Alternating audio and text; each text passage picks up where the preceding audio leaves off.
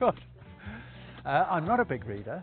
I have to say I spend my time nearly always reading newspapers, journals, magazines, and the number of books I get through is relatively limited. However, when I go away for a holiday, I appall my wife, who takes away lots of novels, by taking away books about science, philosophy, history, and of course my favourite, cosmology. So I just don't have time because I have another job which takes a bit of my time, but as soon as I have a chance to relax, I spend all my time reading.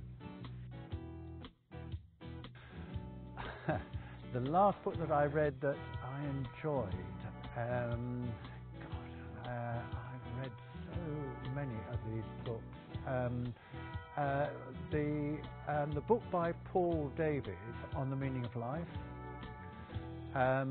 I have read quite a lot of Hawking, The Brief History of Time, which I read about 20 years ago and I reread, I suppose, about a year ago, and I understood it a lot more. I read Dawkins, who I have enormous admiration for. He's a wonderfully lucid writer. I read The God Delusion. I disagree with every single thing he said, but and I wrote furiously and annotated in the margins, but he's such a clear and sharp writer that he's extremely enjoyable. And it's me, you ask, politics is easy, but these sorts of questions, what book have I not read but which I should have read? I suppose you could say the great writers. I've read one book by Jane Austen. I've never read, I've read one Charles Dickens.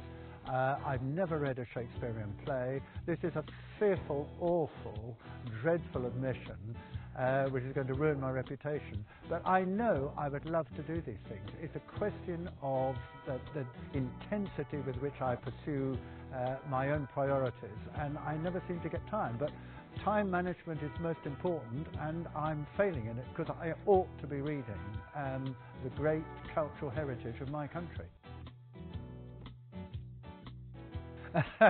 Well, being an author took 15 years.